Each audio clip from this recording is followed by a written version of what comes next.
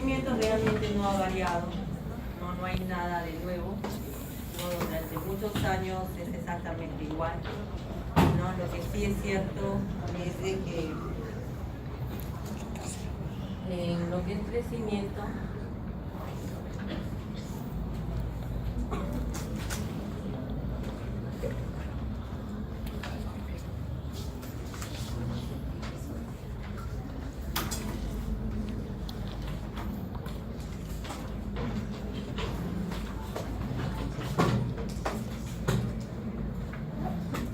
¿quién me ayudó a poner? ¿Quién define lo que es crecimiento? A ver, tú, Manuel, define lo que es crecimiento.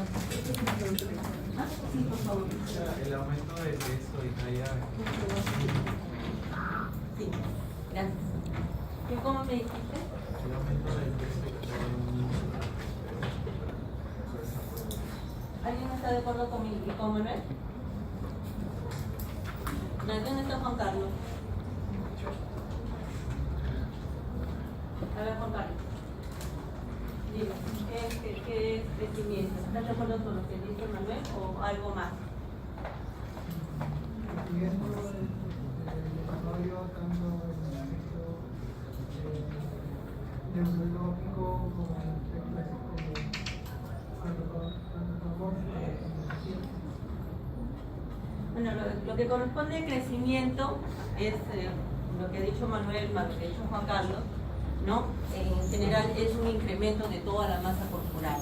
Y eso es lo que vamos a evaluar en esta clase, ¿no? Definitivamente cada uno de nosotros es completamente diferente al otro, ¿no?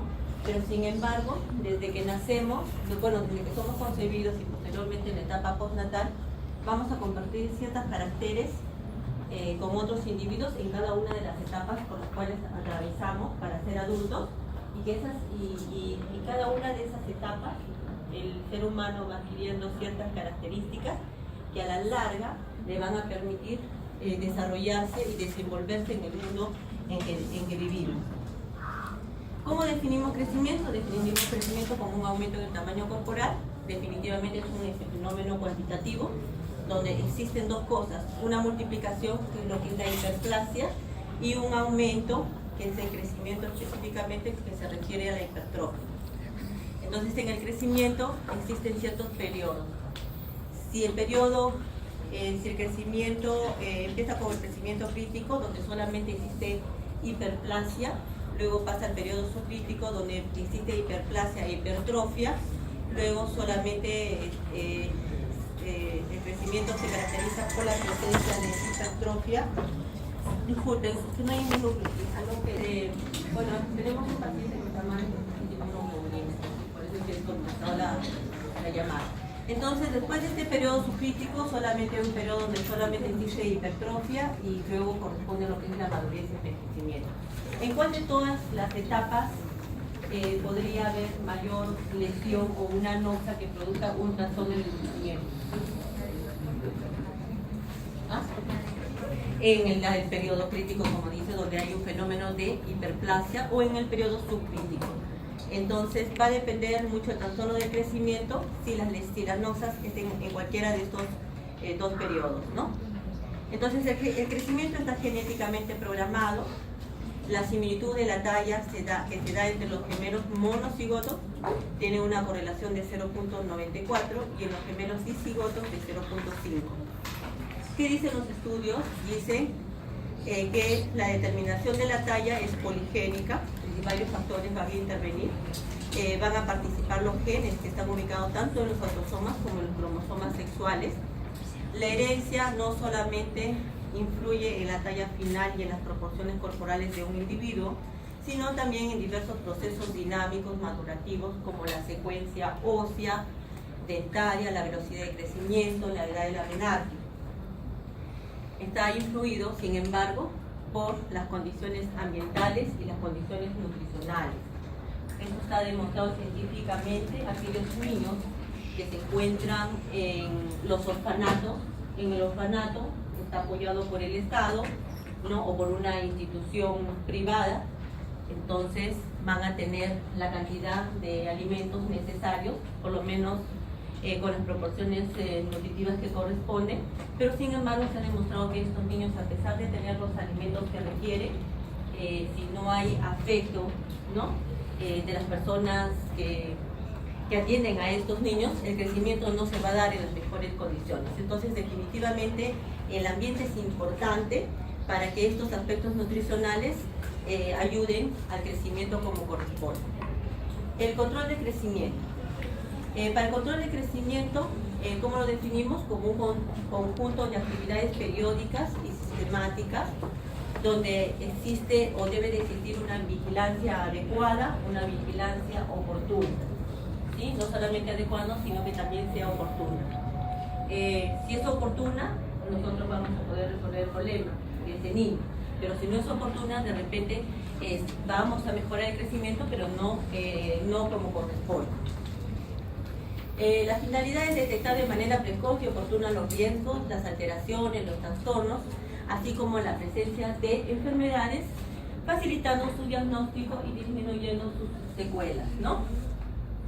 El monitoreo del crecimiento es entonces individual, porque hemos dicho que cada uno de nosotros, por lo tanto de los niños, son completamente diferentes. De manera integral, no solamente porque va a evaluar el crecimiento y desarrollo, solamente voy a evaluar el crecimiento y desarrollo, sino voy a ver el contexto del niño en todo completamente íntegro, hasta inclusive el entorno que lo rodea, ¿no?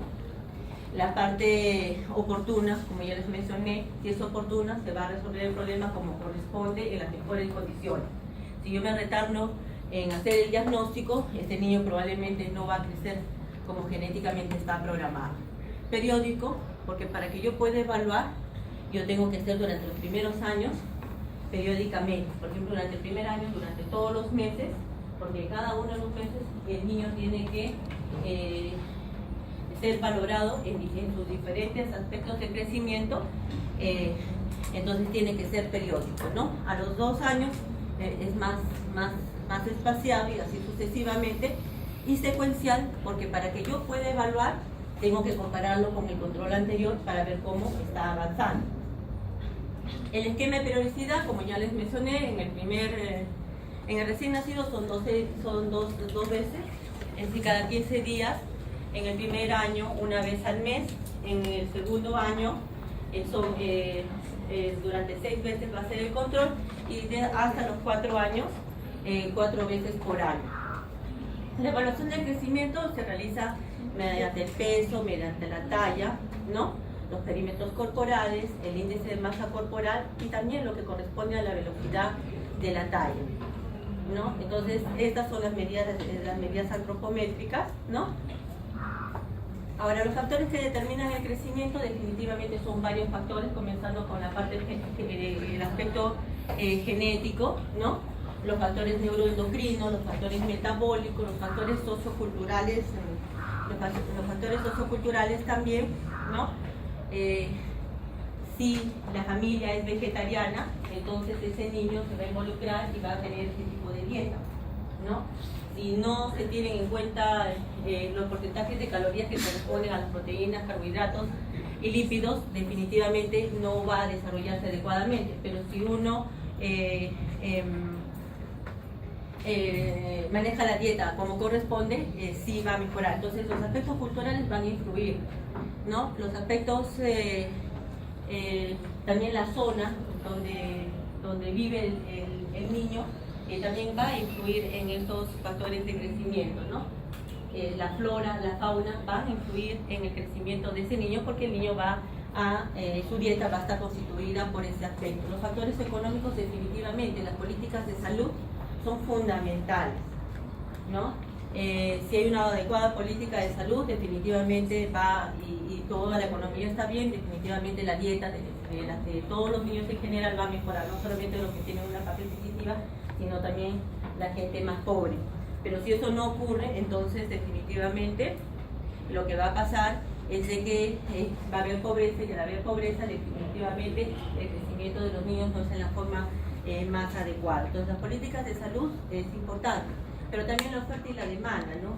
Puedes tener un montón de dinero, pero sin embargo no se tiene no se tienen los alimentos para poderlos comprar. Entonces todo eso influye. Los países más ricos, como por ejemplo Inglaterra, Estados Unidos, ustedes han visto, ¿no? Ustedes van, los adultos tienen una talla bastante alta, ¿no? Y por lo tanto sus hijos cuando son pequeños también tienen los percentiles más altos en cuanto a las medidas antropométricas, ¿no?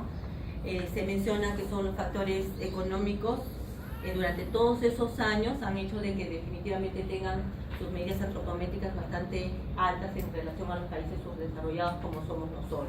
Definitivamente esto está cambiando, los países como nosotros estamos mejorando, entonces, pero no va a ser de un momento a otro, van a tener que pasar bastantes años para que podamos tener de repente una mejor talla que la que tenemos actualmente, un mejor peso, un mejor estado nutricional, definitivamente sí, ¿no? Entonces los factores nutricionales, los factores psicoemocionales también son importantes desde el momento que el niño es concebido, también influye en la madre, ¿no? La parte emocional definitivamente va a influir. En el proceso de salud y enfermedad ya saben perfectamente si uno está enfermo, si la enfermedad es transitoria, de repente no va a afectar porque después el paciente lo va a recuperar, pero si la noxa o la enfermedad es una enfermedad bastante crónica, definitivamente a la larga sí va a comprometer el crecimiento del niño. Con respecto al potencial genético, es el material genético heredado de nuestros padres que está presente en los cromosomas, ¿no? La herencia marca las posibilidades de crecimiento y el ambiente de salud influye en el grado de desarrollo de dichas posibilidades. La constitución genética de un individuo tiene variedades en la expresión visible, es decir, en hombres y mujeres como están acá en esta aula, y con el aspecto corporal que también tenemos en esta aula exactamente igual, el ectomórfico, ¿no? El endomórfico y el mesomórfico, ¿sí? Ahora, lo que les he mencionado hace un momento, también está ahí en los mejores valores antropométricos que tienen los varones con respecto a nosotros las mujeres. También esto se debe probablemente a que hace muchos años, desde que empezó el cavernícola por ejemplo, iba a cazar. Como estaba cerca de su presa y cazaba, él es el que comía mejor. Y probablemente el hijo varón que también lo acompañaba a la casa, definitivamente sí. Y lo que sobraba, pues llevaba a la mujer y a los hijos, ¿no? Es así. En el internato también era igual. Siempre se prefería que el hijo hombre tenía que comer mejor, ¿no? Porque es el que trabajaba la tierra. Entonces probablemente eso ha hecho de que la talla de los varones sea pues mucho los mejores valores más altos que de las mujeres de su misma edad, ¿no? Bueno, ahora ya la situación ha cambiado, veremos de acá a unos años, vamos a estar más acá que ustedes. Lo mismo ocurre en lo que corresponde a los gemelos, ¿no? Es decir, esa misma diferencia en las medidas antropométricas a favor de los varones también se da. Con respecto a las características del crecimiento, definitivamente el crecimiento tiene una característica que no es un proceso uniforme, ¿no? El crecimiento lineal alcanza su máxima velocidad en la época prenatal y desacelera desde el momento que nacen, ¿no? Acá está en la parte prenatal y miren cómo la velocidad de crecimiento después es diferente. Se crece durante los primeros años de vida, se mantiene estable en la época escolar, es decir, estamos hablando de la meseta, y luego aceleración en la pubertad, ¿no? Vemos un niño pequeño llega a la pubertad y después lo vemos de bastantes años, lo vemos bastante alto. Entonces una aceleración durante la pubertad. Patrones de crecimiento y de los distintos órganos y sistemas. También los diferentes órganos y sistemas también tienen ciertos patrones de crecimiento, ¿no? El crecimiento general se refiere al crecimiento como un todo, del hígado, del vaso, el corazón, etcétera, ¿no? El crecimiento del sistema nervioso es mucho mayor antes del nacimiento y durante los primeros años, ¿no? Es el crecimiento nervioso. Y luego ya es estacionario. El crecimiento genital, más bien desde que nace, como que se mantiene así latente, no hay crecimiento hasta que llega la pubertad y se dispara y tenemos esta curva Y el desarrollo también de lo que corresponde al sistema linfático, también su crecimiento al inicio no es hasta que llega la etapa escolar y donde ya se incrementa. Por eso, por ejemplo, que la faringoamidalitis en los pacientes es en la etapa escolar, ¿no? Y que tiene suficiencia de una faringoamidalitis porque en la parte, es en la etapa escolar, crece hasta un 200% para que vean la parte del crecimiento. Y el quinto crecimiento es un crecimiento mixto, es decir, de todos los sistemas, de todos los órganos, y ahí está incluido el crecimiento de lo que corresponde al timo y a las hormonas como la hormona tiroidea, la hipófisis, etc. Ahí tenemos las diferentes etapas de la vida, ¿no? El recién nacido, el lactante menor hasta el año, el lactante mayor hasta los 24 meses, el preescolar hasta los 5 años, la etapa escolar hasta los 10 años, el adolescente hasta los 18, el adulto hasta los 60 y senescente más de 60 años. O sea, ya la población ya tiene 5 años y siguen allí nuestros abuelitos, ¿no? O nuestros papás. Entonces, esto con respecto a la etapa del lactante, acá hay que tener cuidado porque depende de la fuente, ¿no? La fuente americana menciona el lactante menor como lactante. Doctora, no, estoy contando un chiste, creo que no, ¿no? Ya. Entonces, el lactante es hasta el año de edad. En cambio, en la escuela, en la parte, por ejemplo, en Gran Bretaña, sí consideran el lactante menor y el lactante mayor. Nosotros en los chicos hay que tener bastante cuidado cuando hagan, por ejemplo, lo que corresponde al desequilibrio hidroelectrolítico, donde van a trabajar más que todo con el infante, que es hasta los 10 años antes de empezar lo que corresponde, por ejemplo, para allá la superficie corporal, que es por metros cuadrados, ¿no? Ahora, con respecto a las diferentes etapas. La etapa del lactante, ¿sí? Ustedes ya han pasado lo que es el recién nacido, que es hasta los 28 días. ¿Hasta los 28 días, doctora? Doctora, el recién nacido, ¿hasta qué edad es? Entonces, el recién nacido pierde el 10% de su peso en la primera semana y se recupera al 10º día. ¿Sí? Por favor, si alguien está aburrido, puede salir. ¿Sí? Acuérdense que las clases teóricas definitivamente son un poco aburridas, sobre todo si ustedes han estado sentados probablemente 2 horas antes, ¿no? Y ahora van a continuar, ¿no? Y definitivamente es una hora pesada, ¿no? Pero acuérdense de que sus padres, con mucho sacrificio, les pagan la universidad, que es una universidad particular, ¿no? Y que tienen la oportunidad de estudiar. Cuando sean padres, se van a dar cuenta, ¿no? Es decir, el sacrificio y cómo un papá quiere todo lo mejor para su hijo. Ya, sigamos. Entonces, el primer trimestre aumenta 30 gramos por día. Es decir, durante el primer año ustedes tienen que estar viendo si aumenta 30 gramos por día. En el segundo trimestre aumenta 20 gramos por día, en el tercer trimestre 15 gramos por día y en el cuarto trimestre 12 gramos por día. Por Carlos, ¿sí? Y de 1 a 3 años, 8 gramos al día. Cuando tengan sus hijitos, por ahora no probablemente, pero cuando tengan sus hijitos, después de graduarse y hacer la especialidad de la maestría y el doctorado, entonces, cuando tengan sus hijitos tienen que aplicar, en el caso de que no sean pediatras, lo que están aprendiendo acá. Entonces, es importante, si no gana de peso, algo está pasando, ¿no? Por eso es importante el control. Continuando con el lactante, primero vamos a hablar acá de recién nacido. El recién nacido a término dobla su peso a los 4 o 5 meses y lo triplica al año. Cuadruplica el peso de nacimiento a los 2 años y el peso es mayor en los niños que en las niñas en esta etapa. En esta etapa lactante, el varón sigue teniendo mejores medidas antropométricas en esta etapa.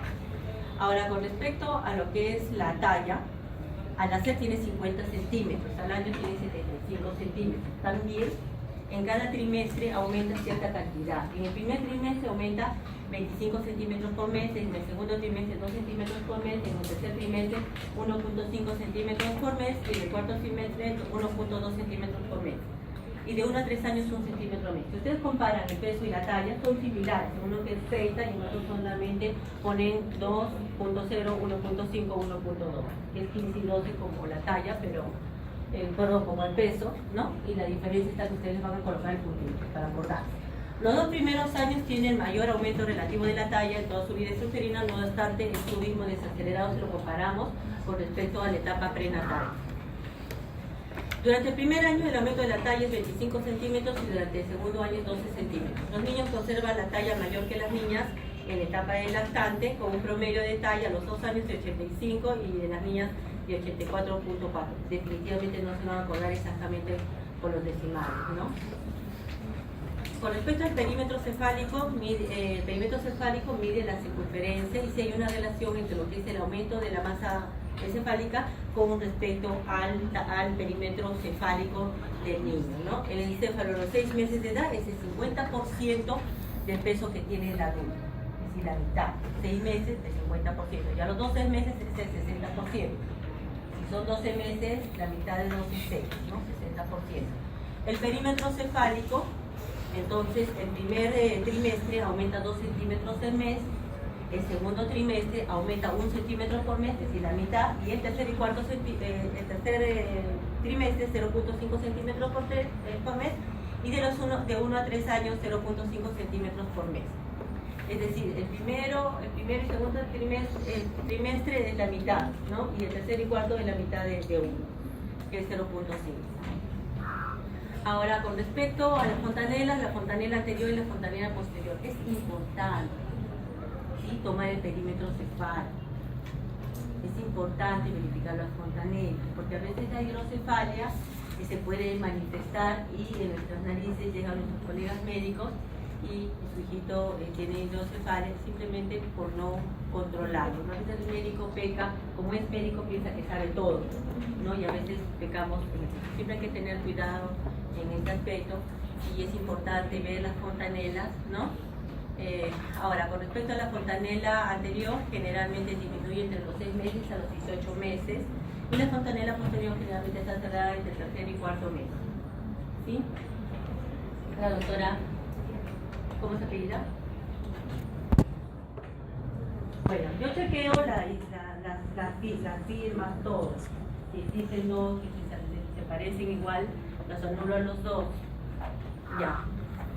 Con respecto a lo que es la frecuencia respiratoria. Entonces, Manuel, me mencionó ya Juan Carlos, no solamente hablamos si no es el crecimiento como una masa. Entonces, la frecuencia respiratoria también va cambiando desde que nace hasta que tiene la edad de ustedes y la edad misma, ¿no? ¿Por qué? Porque cuando nace, la frecuencia del recién nacido es mucho mayor, de 40 a 60 respiraciones por minuto, ¿no?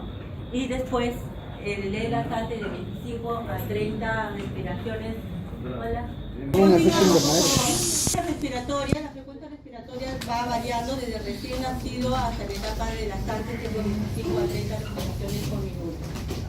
La presión arterial, a diferencia de la frecuencia respiratoria, más bien cuando nace, su presión arterial es bastante baja del recién nacido, ¿no? Y la presión arterial va en ascenso según aumenta la edad. El promedio más o menos en la etapa de lactante es de 90 a 60 milímetros de mercurio.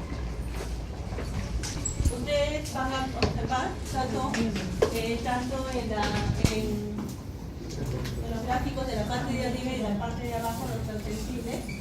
No solo tienen que aprender de memoria, basta que sepan más o menos aproximadamente cuánto es la presión arterial en esta edad, y siempre hay diferencias entre los varones y las mujeres, ¿no? Ahora, con respecto a la agudeza visual, cuando nacemos, cuando recién nace, no ve casi nada, porque al nacer su agudeza visual es de 5 a 200. Al año de edad es 20 sobre 200 y a los 2 años es 20-40, ¿no? Ahora, con respecto a la frecuencia cardíaca también va variando. Al inicio en etapa neonatal es de 140, 150 respiraciones por minuto y luego va bajando en la etapa de lo que corresponde al lactante a 130, 115 respiraciones por minuto. Con respecto a los senos paranasales, también se van modificando desde que nace.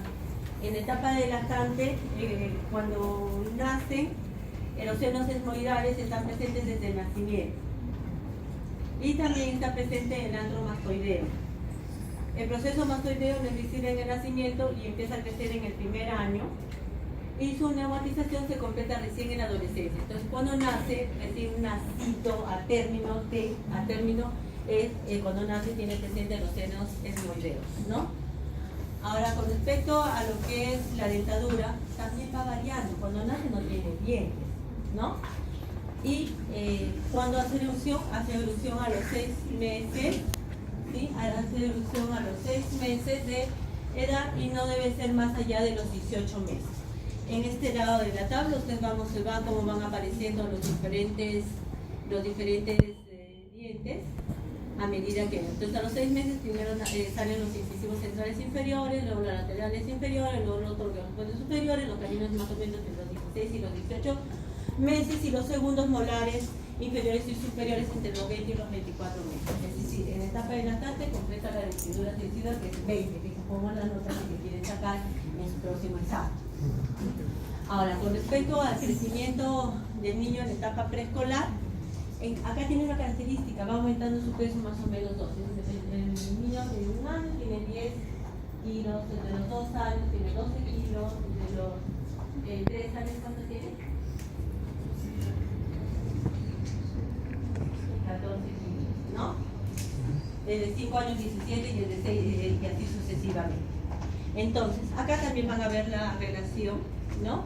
Entre estas características y aumenta 2 kilos por año, la talla es desacelerado en esta etapa, en la etapa preescolar. A los 2 años y medio más o menos tiene la mitad de la talla que tendrá cuando es adulto. Entonces va a ver sus vecinos, cuando tengan unos niños chiquititos, ustedes dicen, ¿ah, tiene 2 años y medio? Sí, entonces va a tener tanto cuando sea adulto.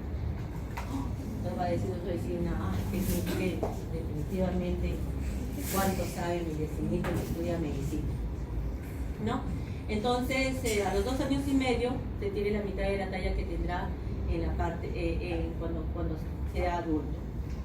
Continuando con el crecimiento preescolar, tenemos que el crecimiento de la columna vertebral se da entre los 5 a los 6 años, crece entre 5 a 6 centímetros al año y a los 4 años ya desaparece la lordosis que normalmente caracteriza al niño en etapa preescolar y también desaparece la prominencia abdominal. Igualmente van a desaparecer las armadillas de las plantas de los pies, en este caso ya se hacen mucho más visibles los arcos plantares, que queda en la etapa preescolar, ¿no? Siempre el preescolar tiene una característica, no sé si tiene sobrinitos, hermanitos, ¿no? Y en la etapa preescolar tiene una parada diferente, ¿no?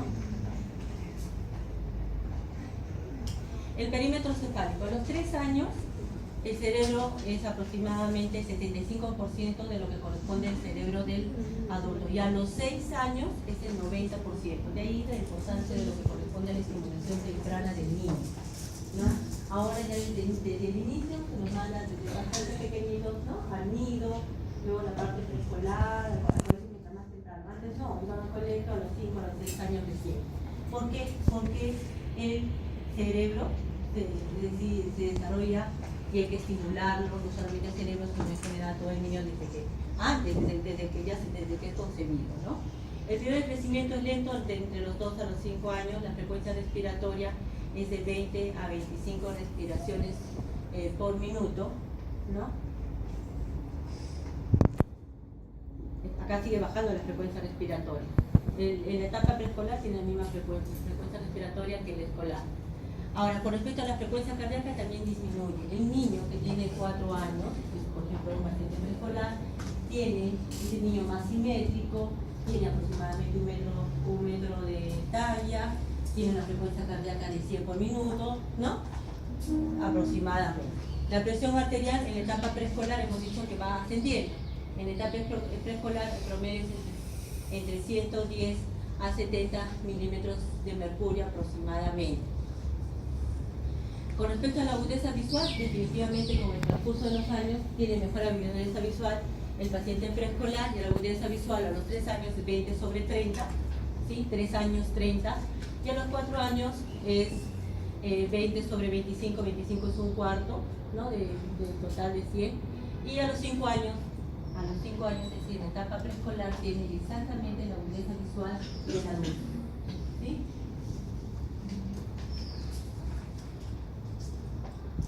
A los 3 años es visible el seno estenoidal. 3 años, 3 y estenoidal al revés, ¿no?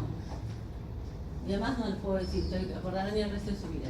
Ya no suele, en esta etapa no suele haber, ya hemos dicho que los dientes decidos aparecen hasta en toda la etapa de lactancia. En esta etapa no, porque acá ya empieza a prepararse todo lo que corresponde a la mandíbula para poder alojar a los dientes permanentes. Y el rostro crece proporcionadamente más que la cavidad craneal. Pero en la vida nada es absoluto, ¿no? En la etapa escolar, la edad escolar se caracteriza por ser la única etapa de aceleración extrauterina, pero sin embargo es relativamente constante. Se crece, pero no tanto como cuando antes de nacer, ¿no? Se presenta el máximo crecimiento de cierta parte, se mostró del tejido linfático, ¿no? En la etapa escolar, hasta el 200% de crecimiento. El peso aumenta de 3 a 4 kilos por año. La velocidad de crecimiento en esta etapa, a diferencia de las etapas anteriores, es mayor. La velocidad de crecimiento es mayor en las niñas, y las medidas antropométricas también son un poco más altas los valores en las niñas, pero en la etapa tardía de la etapa escolar. La distribución de la grasa se hace de manera uniforme a los 9 años, y ahí comienza a aparecer la acumulación de la grasa abdominal. La talla gana un promedio de 5 a 6 centímetros cada año, y el incremento es ligeramente mayor en las niñas. El perímetro cefálico ya en esta etapa solamente crece el 10%, y a los 7, entre los 7 y los 12 años pasa de 51 a 53 o 54 centímetros el perímetro cefálico. La frecuencia respiratoria es de 20 a 25 respiraciones por minuto, exactamente igual que en la etapa preescolar. Es decir, siempre tienen que tratar de estudiar relacionando, ¿no? Porque si no, lo lo aprenden, y si estudian solamente del cuaderno, pasado mañana se lo olvidan después del examen. ¿Sí? Ya, la frecuencia cardíaca sigue disminuyendo, más o menos en promedio 95, a los 12 años es 85 latidos por minuto, y la presión arterial se sigue incrementando, ¿no? Ya no aumenta a 120 o 80 milímetros por mercurio. Con respecto a la agudeza visual, se sigue manteniendo 20 sobre 20. Los senos paranasales ya hay un incremento notorio. Ya todos los senos paranasales en la etapa escolar ya se hacen presentes, se continúa el proceso de neumatización, y más o menos se concluye aproximadamente a los 9 años, donde se completa la neumatización de todos los senos frontales. Con respecto a la dentición, empieza ya a los 6 años la dentición permanente.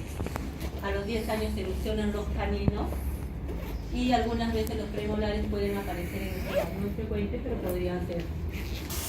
El crecimiento del adolescente, el hombre por efecto de la testosterona se hace bastante musculoso, la mujer más bien nos hacemos más adiposas, ¿no?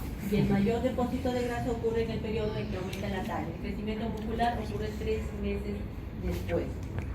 El mayor depósito de grasa ocurre en el periodo en que aumenta la talla, y el crecimiento muscular ocurre 3 meses después. En la adolescencia temprana suben aproximadamente 2 kilos por año, y el resto de la adolescencia de 5 a 13 kilos por año en los hombres y de 4 a 10 en las mujeres. El estirón en la etapa adolescente, el estirón del crecimiento, el estirón puberal se presenta primero en las mujeres en relación a los varones. Las mujeres empiezan entre los 9 y 10 años, y finaliza entre los 2 y 3, y los varones posteriormente entre los 11 y 12, y finaliza a los 14 y 15 años. La menarquia ahora es más se ha adelantado un poco más en las mujeres, ¿no? En las niñas. Durante toda la adolescencia los hombres tienen un mayor crecimiento que las mujeres, y crecen con un ritmo diferente en las diferentes partes del cuerpo. Por eso que ustedes, cuando han sido adolescentes, se miraban en el espejo y se veían todos feos, ¿no? ¿Por qué? Porque el ritmo es diferente. Es que es verdad, se miraban al espejo porque las veían las manos, los pies, crecen primero, ¿no? Y por último que el tronco. Entonces realmente uno se mira desproporcionado y por eso se miran varias veces en el espejo y luego uno mira, ¿no? Porque es completamente diferente. Y el perímetro cefálico, con respecto al perímetro cefálico, en esta etapa pues ya termina su crecimiento y tiene el perímetro cefálico del adulto que es 55 centímetros, y lo que corresponde a los senos paranasales se completa la manifestación del proceso mastoideo. Entonces el perímetro cefálico es 55, igual que el adulto en la etapa del adolescente.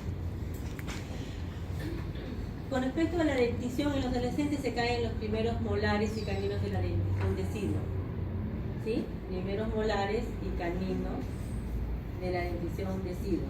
Y hacen erupción los caninos, primeros y segundos premolares y los segundos y terceros molares de la dentición permanente. La erupción del segundo molar permanente casi siempre coincide con la menor. ¿Sí? El segundo molar. La frecuencia cardíaca y la capacidad pulmonar también van disminuyendo la frecuencia cardíaca, la frecuencia respiratoria tiene 15 a 20 respiraciones exactamente igual que el adulto, ¿no? Y de los 12 a 14 años aumenta el tamaño del corazón y los pulmones en relación al tamaño corporal. La frecuencia cardíaca sigue disminuyendo por un 80 más o menos, y siempre la diferencia entre varones y mujeres. Con respecto a los caracteres sexuales primarios y secundarios, de los 6 a 8 años también hay diferencia en hombres y mujeres. La adrenarquia son 2 años después de que empieza la pubertad. La menarquia ocurre, la menarquia, ahora es la menarquia, ocurre generalmente al final del cinturón puberal de los 9 a los 15 años con promedio de los 12 a 12.5 años. Pero eso de 12.5 años ya ha variado, por lo menos las niñas ya están menstruando entre los 10 años, es decir, ahora más joven. Hay literatura que dice a los 8 años. El desarrollo sexual de las mujeres, la pubertad normal es entre los 8 y los 13 años. El 95% de las niñas empiezan su crecimiento, el crecimiento con el crecimiento mamario. Solamente el 5% de ellas empieza con el vello a nivel del pubis, ¿no? Entonces la mayoría empieza como corresponde con el crecimiento mamario. Los cambios en el desarrollo de la mama van a definir el desarrollo sexual de las niñas. Es decir, las niñas ya comienzan, y este es el parámetro, ya aparece el botón primario, entonces estas niñas ya están empezando su desarrollo sexual. La menarquia ocurre entre el índice de Turner entre M3 y M4. Y la velocidad de crecimiento mayor, si la menarquia está entre M3 y M4, entonces la velocidad de crecimiento debe ser mayor en M3, ¿no? Y el crecimiento total en promedio más o menos son 25 centímetros. En los varones, la pubertad empieza entre los 9 y 14 años, ¿no? Y los cambios en el volumen testicular es lo que definen el desarrollo. Entonces ya los varoncitos, el testículo comienza a aumentar de tamaño, a diferencia de las niñas que es las mamas, los varones son los testículos, y la mayor velocidad de crecimiento empieza en G4. Las mujeres entre M3 y M4 y los varones en G4. ¿No? Con un promedio total de 30 centímetros, existe el cambio de voz, los gallos, ¿no? Y el vello axilar, y este cambio de voz ocurre entre G3 y G4. Acá la clasificación de Turner de las niñas, la clasificación va con el índice de Turner entre 1 a 5, que considera 2 parámetros de evaluación, el vello pubiano y las mamas. Al inicio nada, el botón mamario que define, ¿no?, el desarrollo de la madurez sexual en las niñas aparece en el episodio número 2, en la etapa número 2.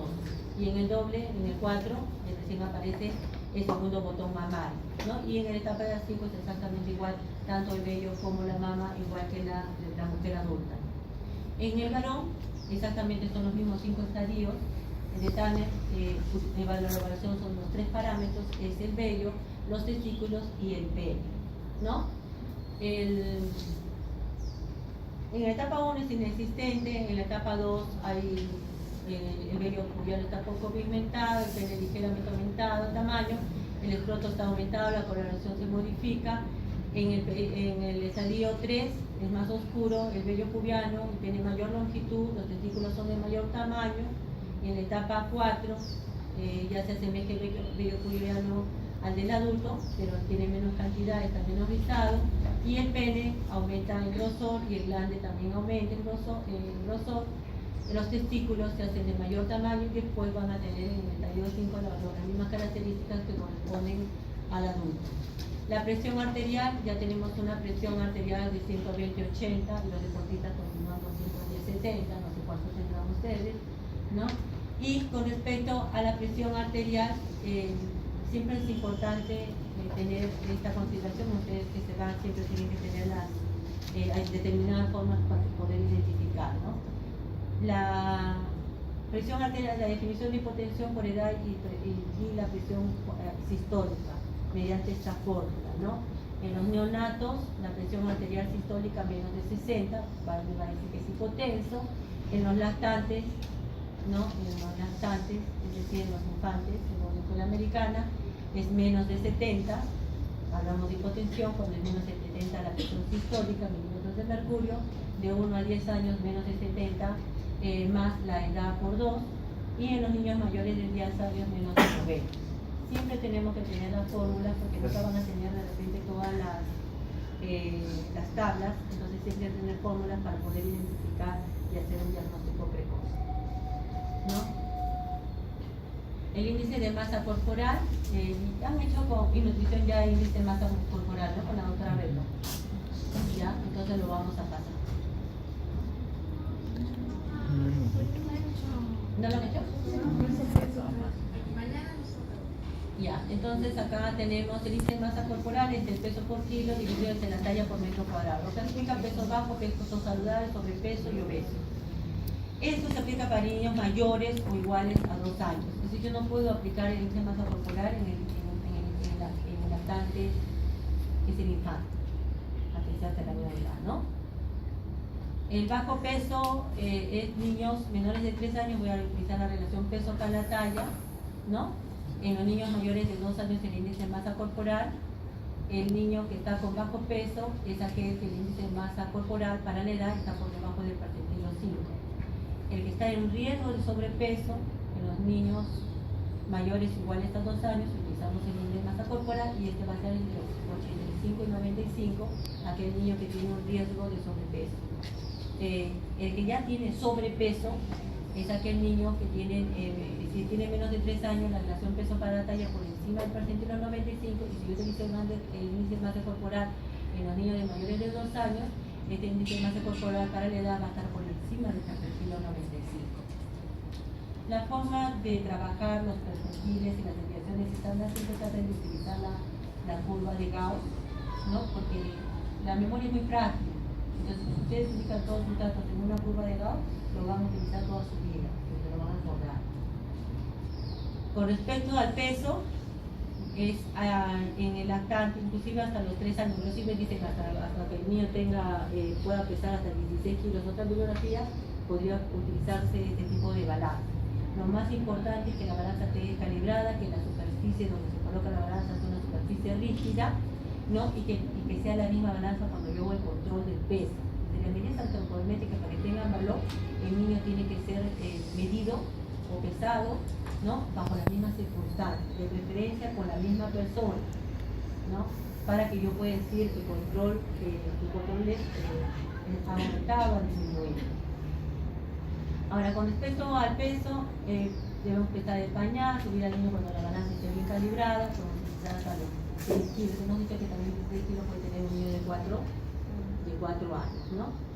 Puede estar sentado, puede estar acostado. Esta es la balanza de pie para niños más grandes. Entonces, para disminuir el error, la técnica tiene que ser adecuada, el operador debe ser el mismo y debe ser la misma pesa. La talla, ¿qué es la talla? Es la longitud total del cuerpo desde el vértice hasta los pies. Se puede medir acostada o de pie. El instrumento utilizado es el pedómetro o el taliómetro. La talla acostada se denomina longitud corporal, ¿no? Y la talla acostada se mide en una tabla horizontal como se ve acá, ¿no? Y este es el móvil. Y acá tiene que estar completamente fijo y acá completamente el occipucio bien apoyado en la parte de la superficie de la mesa de la balanza, ¿no? La talla de pie se le denomina estatura, después de los 2 o 3 años, la forma correcta, ¿no? Acá la región cefálica, la parte de los hombros, la parte de la región glútea y los talones, ¿no? Eso definitivamente es incorrecto. El indicador que mide el perímetro cefálico es un indicador que mide, ¿no? Directamente el crecimiento del cerebro, porque es muy importante. Entonces tiene que ser una cinta métrica que sea flexible o de fibra de vidrio, pero que no se deforme ni se extienda, ¿no? Y que sea aproximadamente de 0,5 centímetros de diámetro. Con respecto a los segmentos corporales, también nos dice cómo va el crecimiento de los niños. Hemos dicho que el niño de 4 años es un niño completamente esférico, ¿no? Pero la mención de los segmentos corporales, cabeza, tronco y etcétera, especialmente la relación que existe entre ellos, también es otra herramienta para evaluar el crecimiento. ¿Quién me describe un recién nacido? La cabeza, el tórax y el abdomen. Han pasado por neonatología. ¿Cómo me lo describe? ¿Qué perímetro es el de mayor diámetro en el neonato? Es el palco. Después, ¿cuál es? El torácico, después es el abdominal. Entonces, estoy indirectamente también viendo que un paciente con esa característica definitivamente podría ser un recién nacido, ¿no? Y dicho, lindo, qué lindo, ven a cualquiera hijito de su amigo, de su vecino, ¿no? O de sus hermanos, ¿no? Y dicen, es un lactante, porque todo cabezón, ¿no? ¿No? Después así todo triangular hacia abajo, ¿no? Entonces en los lactantes se puede medir el perímetro cefálico, el perímetro torácico y el abdominal, las zonas de mayor diámetro. En el recién nacido el perímetro cefálico es más grande que el torácico y este a su vez que el abdominal. En el recién nacido el punto medio es el ombligo, ¿sí? El recién nacido el segmento superior es mayor en 1.7 a 1. Ahora, el segmento superior, hemos dicho que es igual a los 4 años, en el adolescente son 2 etapas, el crecimiento de las extremidades inferiores y al final es el tronco. El punto medio es al nivel del pubis, en el adolescente, en el recién nacido, en el ombligo. Despierta.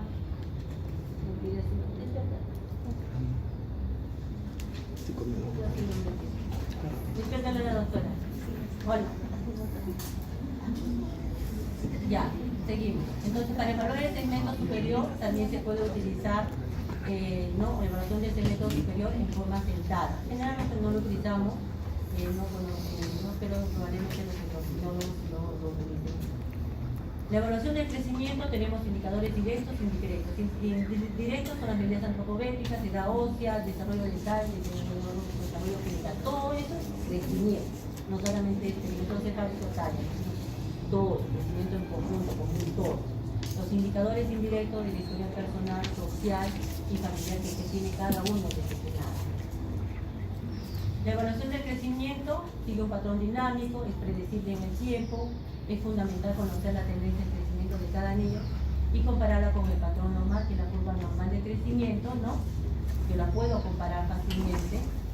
Y ustedes mismos comparan, porque van al colegio y ven que su niño de repente es el más chiquito, o está más gordito, está más flaquito. Ustedes mismos lo comparan con los demás niños de su misma edad. Cuando yo evalúo crecimiento, voy a evaluar la relación de las medidas antropométricas. Evalúo el peso para la edad.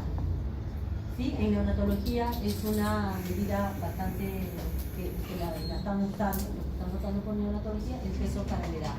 Entonces, evalúa el crecimiento general del niño y del joven. Y es una relación que se utiliza para la evaluación en los niños menores de 2 años.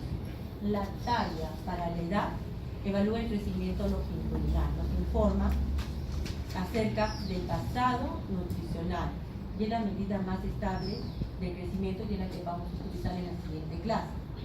Y el peso para la talla evalúa la armonía del crecimiento. Es un indicador del presente nutricional del niño, muy sensible a las carencias nutricionales y es un indicador del sobrepeso o de la delgadez. El peso para la talla. Acá no está involucrada la edad. ¿Sí? Bueno, definitivamente se hizo un estudio multicéntrico, ¿no? Donde intervinieron varios países, todos los participantes cumplieron los mismos criterios de inclusión, leche materna, sanos, etc. Y a razón de eso se tiene el patrón de crecimiento actual, ¿no? Los lactantes eran alimentados con leche materna, en la Organización Internacional también incluyó el crecimiento físico y desarrollo motor en este trabajo, y este es el nuevo patrón, ¿no? Que demuestra que las diferencias en el crecimiento infantil hasta los 5 años dependen más de las prácticas de la lactancia materna y de la alimentación complementaria, el medio ambiente y la atención sanitaria que de los factores genéticos o étnicos. Pero lo más importante es la leche materna, es la más barata. Acá todos los niños de ese trabajo, ¿no? Entonces, miren, todos han crecido más o menos con las mismas, tienen la misma talla, ¿no? Y todos, no hay ni gordos, son de contextura normal, ni muy flacos. ¿Ya? Entonces ha permitido evaluar cómo este estudio multicéntrico, ¿no? nos permite detectar mejor o más temprano a aquel paciente obeso, ¿no? Y también nos permite detectar más temprano a aquel paciente que tiene problemas que estén desnutridos con estas nuevas tablas. Estas nuevas tablas las dio la OMS y cada uno de los países debió de aplicarla y formar hacer sus nuevas tablas en base a esas referencias internacionales. Nosotros, como somos un país subdesarrollado, pues definitivamente no lo hemos hecho, pues utilizamos la que han hecho otros países, ¿no? Definitivamente esto no, si tuviéramos una buena política de salud, definitivamente no veríamos personas obesas, que hacen bastante daño, ¿no? Y que a la larga es una persona que es más propensa a problemas cardiológicos, a diabetes, etc. Entonces las políticas de salud del Estado son muy importantes. No hay ninguna política de salud que diga que la gaseosa cueste 10 soles, una botella chica, ¿no? Para hablar de política de salud, pues debería ser la gaseosa que es una bebida bastante cara. Si es una bebida que es accesible a todos, definitivamente produce, nos gusta, ¿no? Entonces lo más probable es que lo hacemos. La comida chatarra, ¿no? Antes no teníamos Kentucky, no teníamos McDonald's, ahora que tenemos más gente, más obesa. Entonces las políticas de salud del Estado sí son importantes. En otros países sí las han implementado. Canales de crecimiento. El crecimiento yo lo voy a evaluar, yo no sé que el crecimiento yo tengo que evaluarlo y tengo que tener una diferencia controla primero para poder evaluarlo. Entonces, ¿cómo lo voy a representar? Lo voy a representar en el canal en la gráfica. ¿Sí? Los valores de crecimiento del niño en el tiempo que corresponde. Tienen que ser, la velocidad de crecimiento tiene que ser paralela.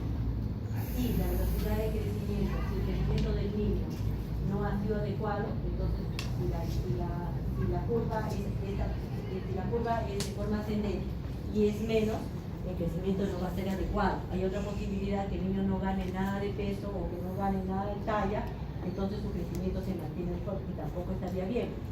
Y aquel que con el transcurso de la edad no gana, no crece, y más bien disminuye.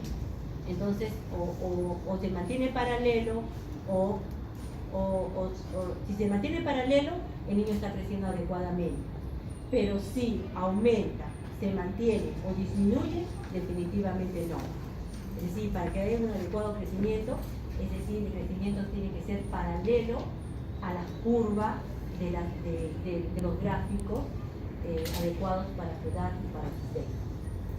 Si sale de ese carril hacia arriba o hacia abajo, está mal. Se mantiene paralelo, aunque esté en la parte inferior del carril del rango entre más 2 y menos 2, estaría bien, ¿no? Entonces, por eso es importante el control del niño y no solamente controlarlo, sino que lo tengo que graficar para poder ver cómo va. Entonces, en un niño normal es paralela, nos permite predecir el carril donde seguirán sus valores de peso y talla en el futuro, ¿no? Entonces, esto es entre más 2 y menos 2 es el valor normal. Si está acá en la parte de abajo, pero sigue, yo me quedo tranquilo. Pero si está en esta parte y cae acá, yo ya me preocupo. O si está acá y sube acá, también me preocupo. Pero el crecimiento tiene que ser paralelo. Entonces, no es que yo voy sí señora, sí ganó de peso. No, lo tengo que graficarme la molestia y graficar para poder valorar si el crecimiento es paralelo o no es paralelo. La valoración de la maduración ósea también es parte del crecimiento. y nos permite evaluar el crecimiento. Se basa en el número y tamaño de los núcleos de ossificación que se demuestran a cada edad cronológica y a determinada edad. El tamaño, la forma, el número, la nitidez de los huesos nos va a permitir determinar la distancia que separa la epífisis, la metáfisis y el grado de fusión también. Pero no me lo tengo que aprender de memoria, pues tengo un atlas para poderlo comparar, ¿no? Pero sí tengo que tener una buena capacidad de plasmar lo que yo estoy viendo y compararlo con ese atlas, ¿no? No todas las personas tienen esa capacidad y es por eso que también hay diferencias cuando hay una medición ósea entre un radiólogo y otro radiólogo.